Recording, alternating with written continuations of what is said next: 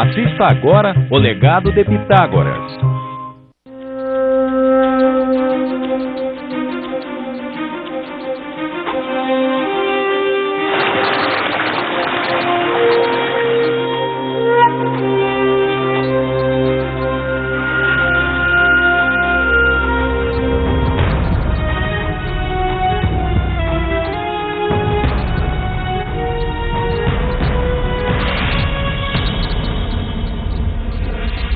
O Legado de Pitágoras.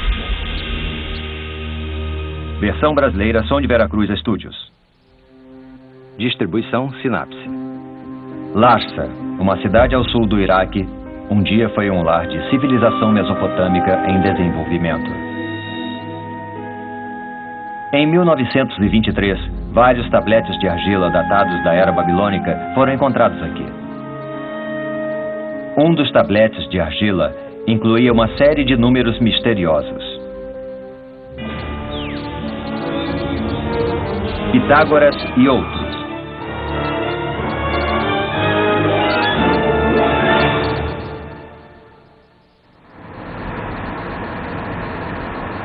Nossa busca por esse tablete de argila nos trouxe a Manhattan, no coração da cidade de Nova York.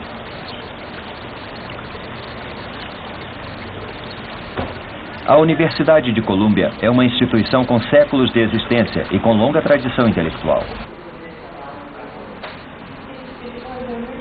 A universidade é particularmente orgulhosa de sua biblioteca, que consiste em mais de 6 milhões de livros.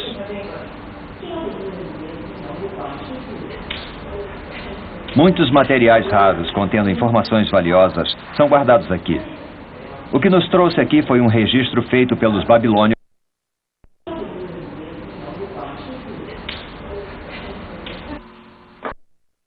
chamado de Plimpton 322, por causa de George Plimpton, que um dia são de itens raros. Raramente foi aberta uma exceção para nós.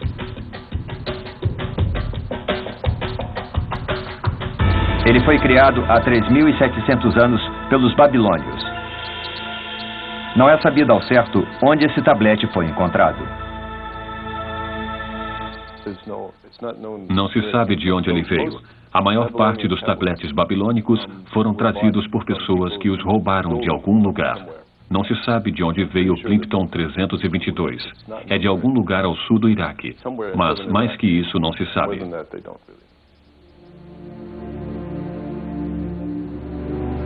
Estudiosos acreditam que esses tabletes do tamanho da palma da mão foram um dia partes de um tablete maior que foi quebrado. O tablete tem 4 colunas com números escritos no antigo sistema de escrita conhecido como cuneiforme. Quando essa pedra foi encontrada, estudiosos acharam que podia ser uma pedra mantida por um mercador. O tablete foi descoberto em 1923 por Edgar Banks, um arqueólogo e negociante de antigas relíquias. Foram necessárias 2 décadas para que finalmente se entendesse seu conteúdo. Que segredos guardam esses números?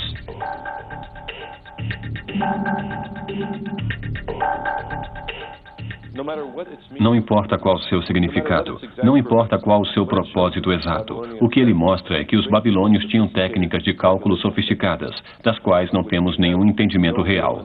Em outras palavras, há uma parte escondida da matemática babilônica. Não fazemos ideia do que um matemático na Babilônia diria a outro quando não estava escrevendo algo em seus tabletes. É uma tela em branco, por assim dizer. É um mistério. O Plimpton 322 é muito sofisticado, não importa qual o seu propósito. Ele mostra que eles sabiam muito mais do que imaginamos que eles soubessem. Foram Otto Nussbauer e seu aluno Abraham Sachs que interpretaram a ordem e o significado desses números. Eles descobriram que quando elevam 169 e 119 ao quadrado, respectivamente, eles formam a base e a hipotenusa de um triângulo reto. Os outros números também seguem a mesma regra.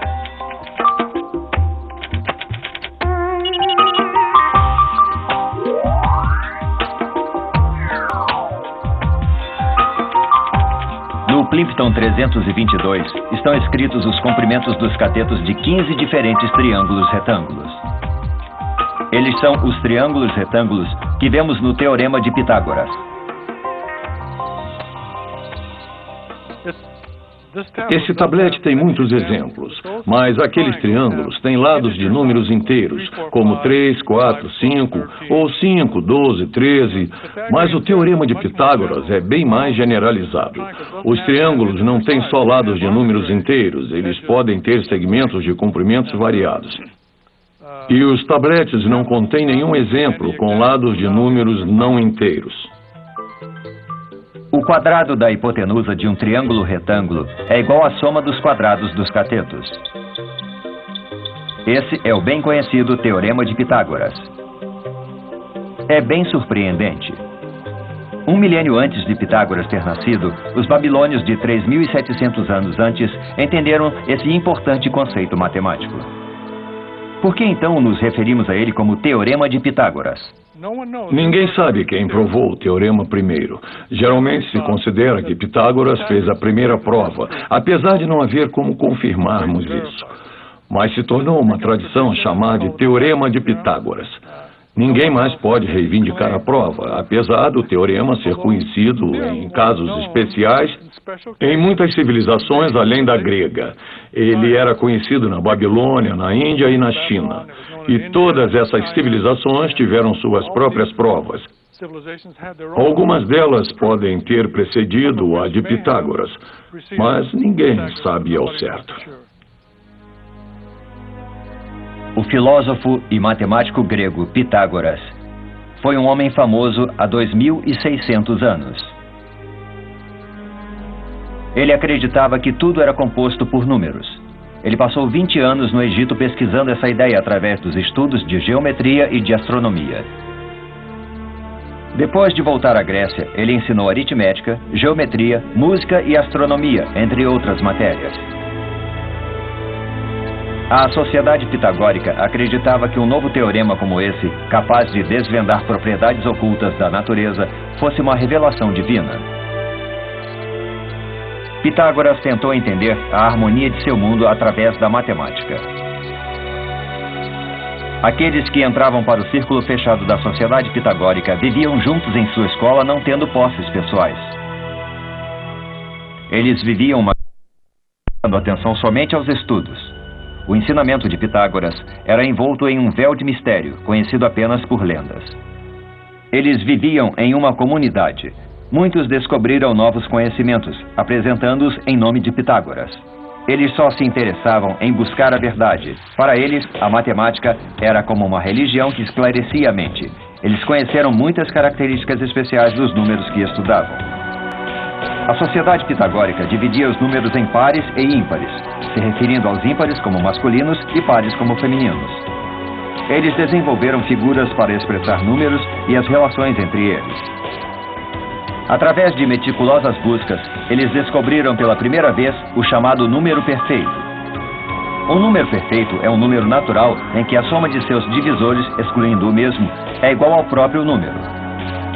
Eles acreditavam que o número perfeito fosse a chave para a ordem básica do universo.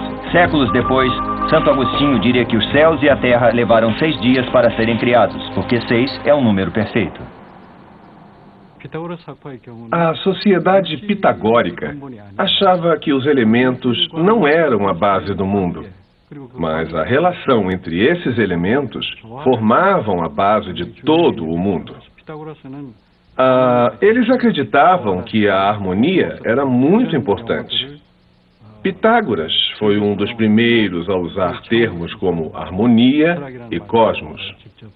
Ele também deu nome à filosofia. Ele disse que a relação entre os elementos era feita na harmonia e que ela regia os números e a música. Ele via uma relação entre todos eles.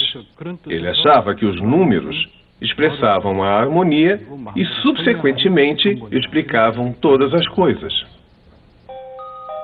As histórias sobre Pitágoras são quase míticas, cobertas por mistérios ao longo do tempo. Ele olhava o padrão do piso de mármore no templo e descobria a profunda ordem dos triângulos retângulos. É o Teorema de Pitágoras que diz que o quadrado da hipotenusa de um triângulo retângulo é igual à soma dos quadrados dos catetos. De acordo com esse teorema, se um triângulo tem catetos menores de 3 e 4, então a hipotenusa deve ser de 5. Os 3 números naturais que formam um triângulo retângulo são agora chamados de trio pitagórico. De acordo com a lenda, Pitágoras fez uma oferta de 100 cabeças de gado aos deuses depois que fez essa descoberta. Seu teorema era lindo e perfeito.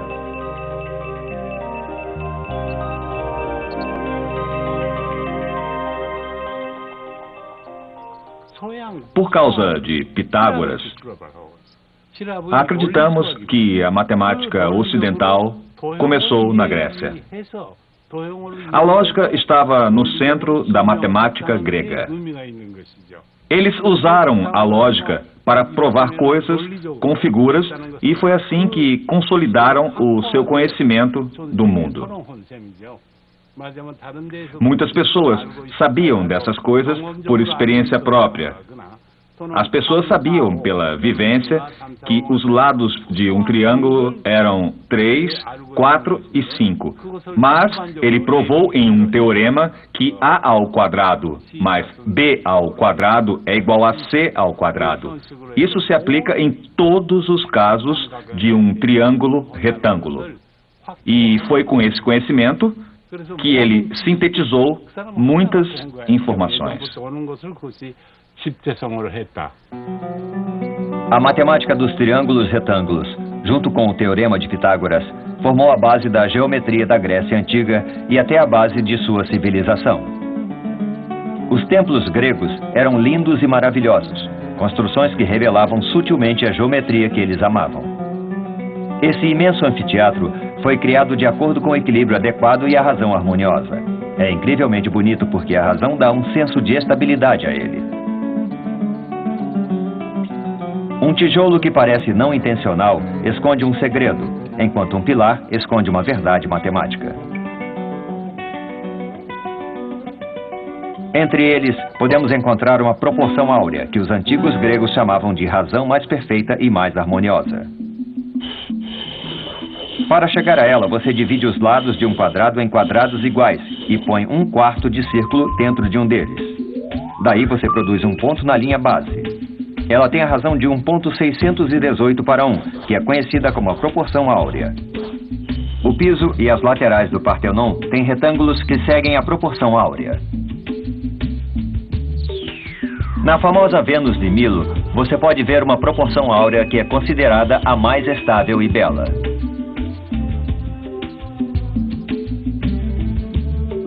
A Sociedade Pitagórica encontrou essa proporção áurea em seu próprio símbolo, o pentagrama. As linhas diagonais de um pentágono formam uma estrela com outro pentágono dentro dela.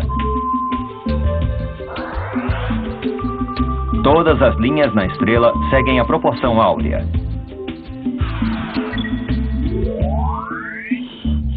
O pentagrama da Sociedade Pitagórica era considerado a figura mais bonita que existia.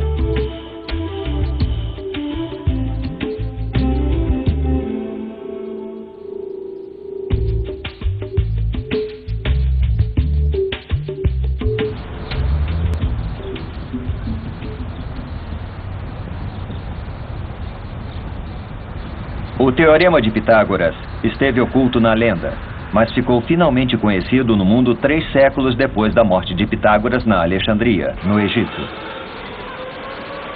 A Alexandria, cidade portuária ao sul do Mediterrâneo, era um grande centro de comércio da época.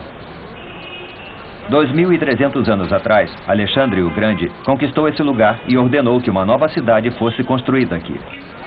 Seu plano era tornar Alexandria o centro de todo o conhecimento do mundo.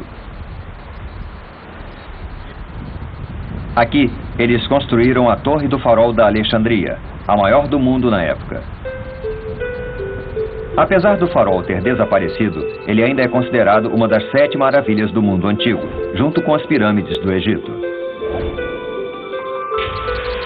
Um observatório no topo dava vista para o vasto Mediterrâneo, de onde as pessoas podiam vê-lo a quilômetros de distância. A luz do farol podia ser vista de 43 quilômetros dentro do mar. O farol era um guia para navios no Mediterrâneo. Ele também pode ter atraído estudiosos com livros a bordo de suas embarcações, adicionando conhecimento ao depósito de informações da Alexandria. O conhecimento de todo mundo se acumulava na Biblioteca da Alexandria. 2.300 anos atrás, a Biblioteca da Alexandria era a maior do mundo. Ela continha até um museu. 4 séculos depois, no entanto, ela foi incendiada durante a Guerra Civil. Em 2002, a Unesco e o governo do Egito reabriram uma nova biblioteca para trazer de volta a glória da antiga. 2.300 anos atrás, o conhecimento de países que faziam comércio no mar Mediterrâneo era reunido aqui na Biblioteca da Alexandria, permitindo a integração do conhecimento grego da matemática, da ciência e da filosofia.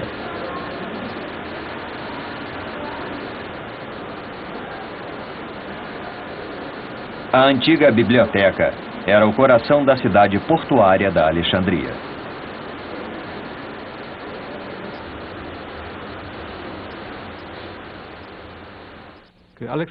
Alexandre morreu jovem e a dinastia ptolomaica começou a comandar o Egito. Esses governantes macedônios do Egito ordenaram a reunião de toda a preciosa informação do mundo para ser guardada na biblioteca da Alexandria. Eles coletavam livros preciosos dos navios que chegavam ao porto, junto com os livros de Atenas, do mundo árabe e do resto do Egito. Eles buscavam manter os originais e devolviam cópias aos donos. Em alguns casos, simplesmente compravam os livros, mas em outras vezes eram tirados à força.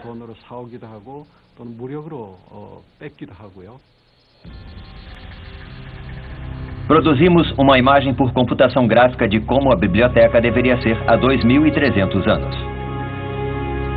Esse foi o primeiro centro de pesquisas do mundo. Vários grandes estudiosos se reuniam aqui para discutir seus estudos e para adquirir conhecimento.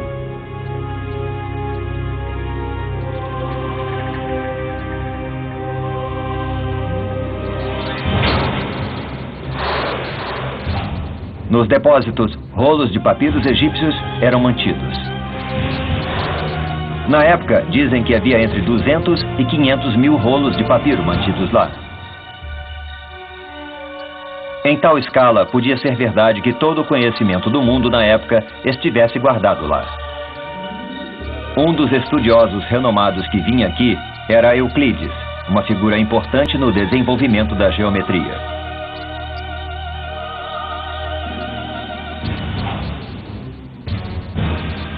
O original da Euclides, o principal texto matemático da época, era mantido aqui.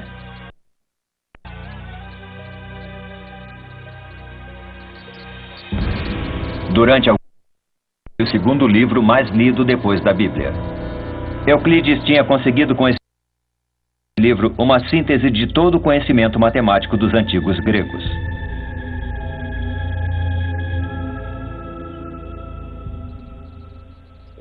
Em Euclides ele começa com declarações muito elementares. No final ele está falando sobre coisas muito complicadas que não são óbvias intuitivamente, mas por causa da argumentação sabe-se que são verdadeiras. É uma estrutura bonita e interessante, na verdade.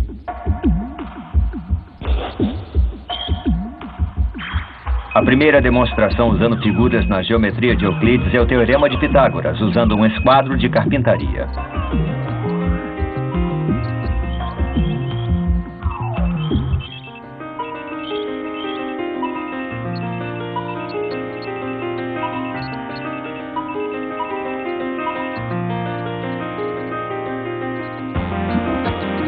Há várias formas de se provar o Teorema de Pitágoras. Uma delas é usando a razão de dois triângulos semelhantes. O método algébrico é a segunda. A terceira é o método geométrico, a comparação dos tamanhos.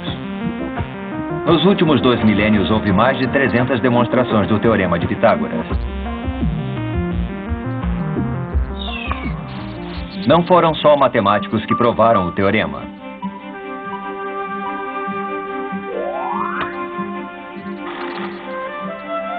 Em 1837, um corretor da bolsa londrino chamado Henry Perigal provou o teorema com o ótimo método de cortar e reposicionar. James Garfield, o 20º presidente dos Estados Unidos, também fez uma prova.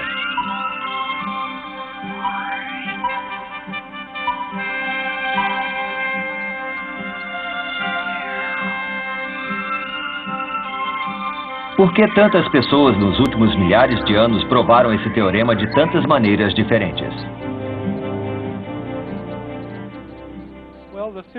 O teorema é bem fácil de se expor e seu resultado é surpreendente. O fato de, em qualquer triângulo retângulo, a soma dos quadrados dos catetos ser igual ao quadrado da hipotenusa. Então, por ser tão simples de se entender, não é surpresa que muitas pessoas queiram saber como prová-lo. Na matemática, as provas são o caminho que os viajantes perseguem para chegar ao seu destino. Pessoas com o mesmo destino podem tomar caminhos diferentes. Mas há uma condição: o processo de chegada na prova deve ser claro e lógico. Sem provas, as pessoas não acreditam em nada. Os humanos separam o certo do errado, mas o certo deve ter bases nas quais se possa acreditar. As bases são as provas. Como a justiça mantém uma nação, as provas fornecem as bases para a matemática. As provas tornam a matemática bela e tornam a vida do matemático significativa. Pitágoras um dia descobriu algo que não queria descobrir. Na época, as pessoas só usavam números naturais, os números inteiros positivos, como 1, 2 ou 3. Ou usavam frações, que são a razão entre dois números naturais. Na sociedade pitagórica, acreditava-se que qualquer número podia ser expressado como a razão de dois números naturais. Mas eles descobriram que a diagonal de um quadrado com lados de comprimento iguais a 1 não pode ser expressada como uma fração, baseada em um número inteiro. O comprimento dessa diagonal era um radical que começava com 1.414 e com dígitos infinitos, e marcava a descoberta dos números irracionais. Essa descoberta não intencional causou um pouco de confusão. Eles acreditavam que todas as verdades do mundo podiam ser explicadas por números, mas esses números irracionais sacudiram o núcleo de sua fé. Sua existência deixou Pitágoras profundamente perplexo. Ele os chamava de Alagon, que significa algo que não se pode dizer. Os números irracionais se tornaram segredos que os seguidores de Pitágoras deveriam levar para o túmulo.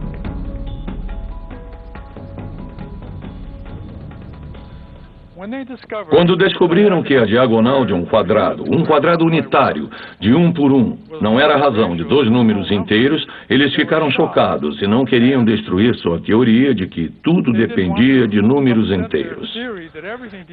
Então, esse deve ter sido um motivo deles terem mantido isso em segredo, mas eles mantinham a maior parte de seus resultados em segredo. Nunca anotavam nada, nem mesmo quando faziam descobertas.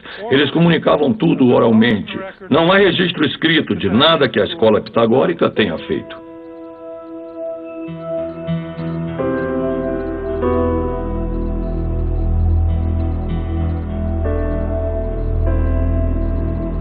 Mas nenhum segredo pode ser mantido para sempre. Para Hipaso, um estudioso pitagórico, foi uma descoberta surpreendente saber de números que não eram formados por números naturais definidos. Graças a ele, o segredo não foi guardado. De acordo com a lenda, Hipaso quebrou as regras da sociedade secreta de Pitágoras e revelou a outros a existência dos números irracionais. Ele era como um câncer que ameaçava aquela sociedade. Se a verdade desses números irracionais inexplicáveis fosse conhecida pelo mundo, Eles temiam que isso pudesse destruir a base da sociedade pitagórica e sua crença de que os números eram a realidade máxima.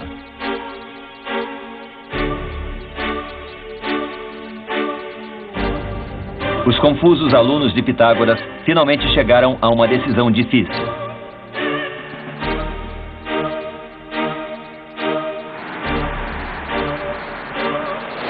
No dia seguinte, antes que todos acordassem, os alunos foram para o mar com Hipaso. A sociedade descobriu os números irracionais, mas manteve o conceito em segredo. Esses não eram meros números, mas um novo e infinito mundo matemático que ameaçava seu mundo. Hipaso foi sacrificado no mar Mediterrâneo.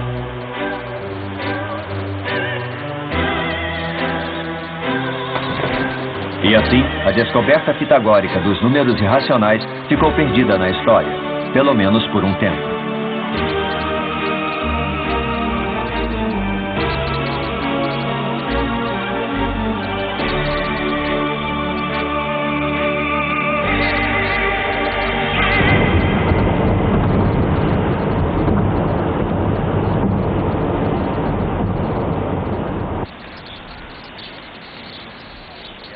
Há quanto tempo as pessoas souberam da existência dos números irracionais que não podiam ser expressados por números naturais?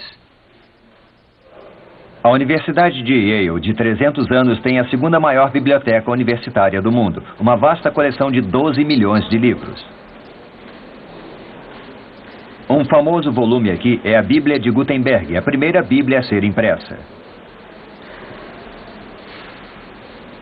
Nessa biblioteca, onde se pode ver livros raros do mundo e outros materiais anteriores a eles, é possível encontrar algo que conta a história da matemática.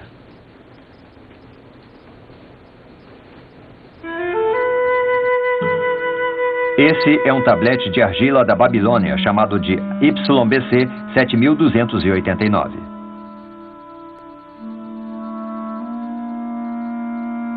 O professor Christopher Ananostakis estuda a antiga matemática através dos tabletes de argila babilônicos.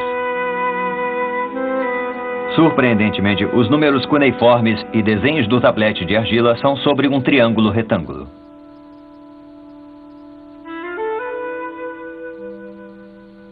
É bastante interessante porque, afinal, o teorema de Pitágoras era antes de Pitágoras.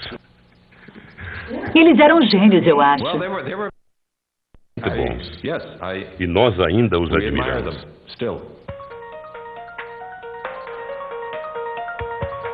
Há 3.700 anos, os babilônios não usavam um sistema decimal baseado no 10, mas um sistema sexagesimal, baseado no 60. Se você decifrar os números desse tablete, vai ver 1, 24, 51 e 10.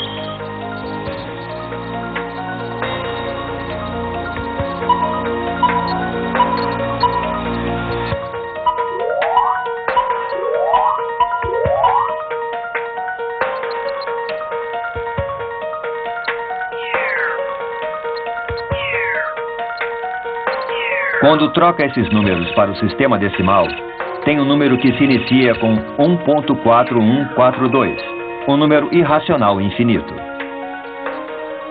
Ele é mais conhecido hoje como a raiz quadrada de 2. Os babilônios conheciam o número irracional da raiz quadrada de 2, também chamado de radical 2, há 3.700 anos. Se pegarmos 1.414 e depois elevar ao quadrado, você tem 1.9994, que é bem próximo de 2. O quadrado de 2 não pode ser escrito como fração. Em outras palavras, não há uma fração p sobre q que elevado ao quadrado p sobre q ao quadrado seja igual a 2. E isso era sabido pelos antigos gregos. Então você não pode escrever como simples fração e tem que usar aproximações. É isso que é um número irracional. Ele não tem razões simples de inteiros para inteiros.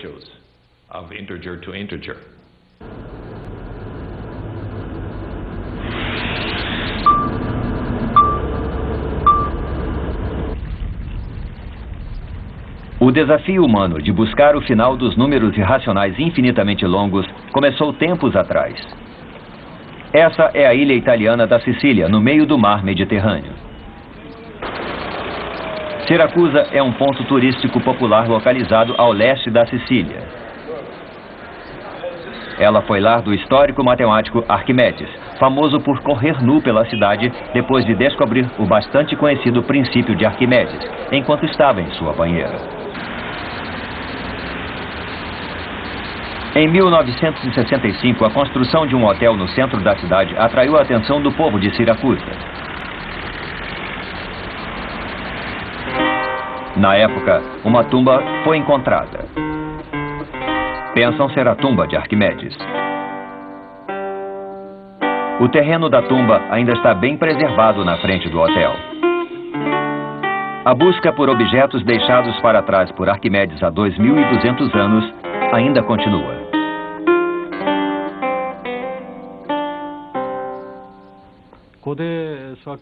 Há muitos matemáticos famosos de tempos antigos, mas Arquimedes era particularmente conhecido por aplicar a matemática ao mundo real. Sua filosofia do conhecimento prático foi levada para outras gerações, incluindo grandes pensadores como Leonardo da Vinci e Isaac Newton. Eles entenderam os elementos e o espírito da matemática.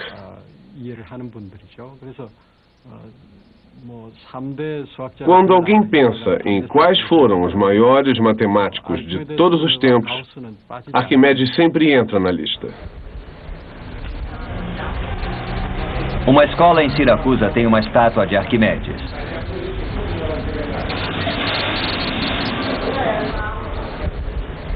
Ele foi um grande técnico que descobriu o princípio da alavanca.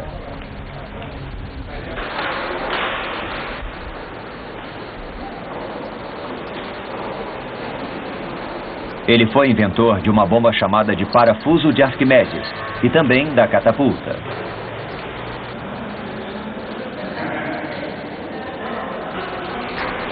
A motivação por trás dessas criações era seu interesse na matemática. Quando Siracusa estava sob o domínio das tropas romanas, ele demonstrou seu talento como inventor.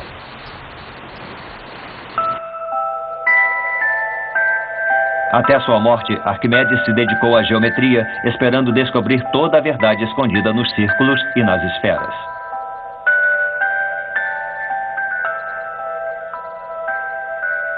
Onde quer que fosse, ele tentava levar seus estudos adiante, mesmo desenhando figuras no chão.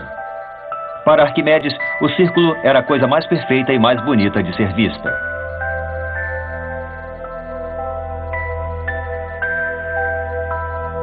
Achava-se que as características da esfera, pensadas como um círculo tridimensional, trariam um entendimento total do Sol e da Lua. Para Arquimedes, o círculo e a esfera eram as chaves que escondiam um mundo de mistério.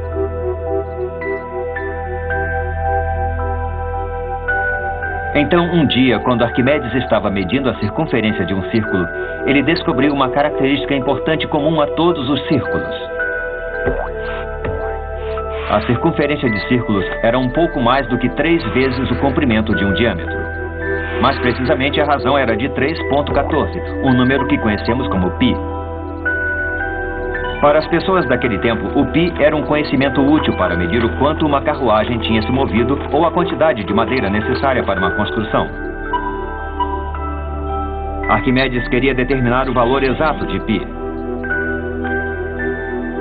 Para determinar com precisão, ele começou com um hexágono e depois desenhou uma série de polígonos cujos centros eram os mesmos do círculo.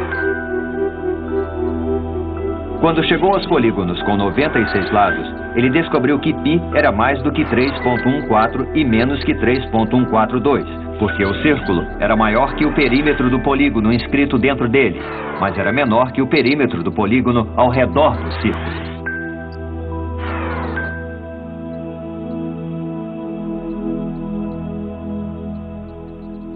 As pessoas pensavam nesse número há muito tempo. Essa razão é um pouco mais que 3. 3.14, 15 e daí por diante. E é natural que as pessoas digam, que número é esse? Os pitagóricos queriam saber, esse é um número racional? Não é um número racional. Mas não é fácil provar que não é um número racional.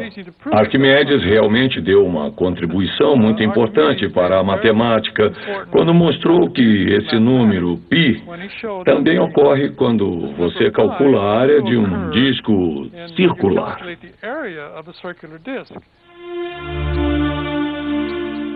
O conceito de infinito era uma chave para abrir esse novo mundo.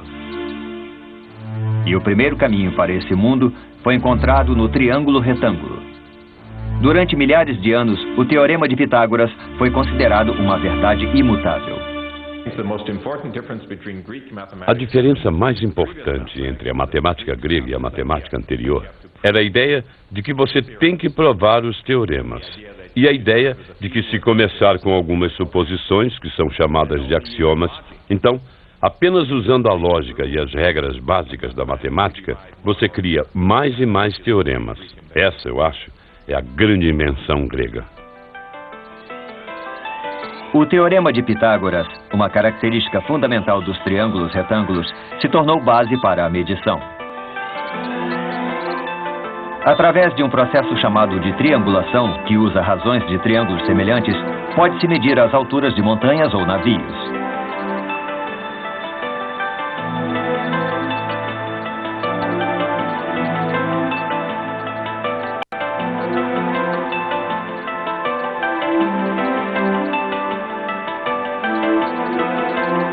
O teorema de Pitágoras é um conceito relacionado a uma figura bidimensional, mas é usado para medir a distância entre pontos em um espaço tridimensional.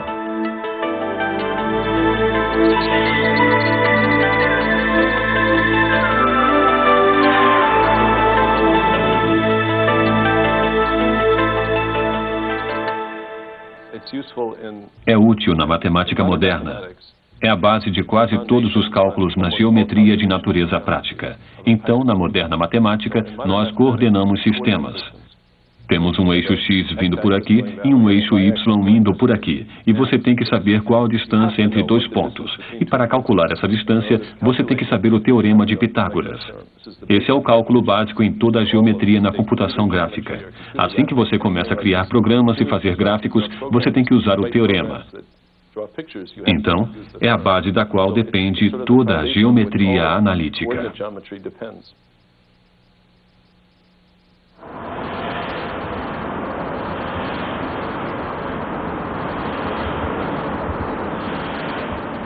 Então, esse teorema de Pitágoras é o verdadeiro em todos os casos e espaços?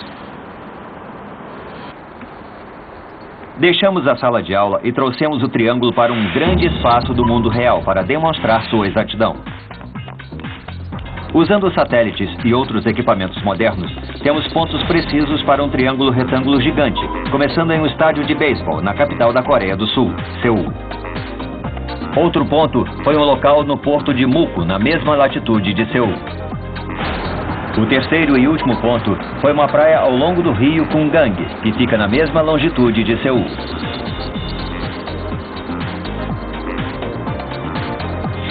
Começando no estádio de beisebol em Seul, criamos um imenso triângulo retângulo.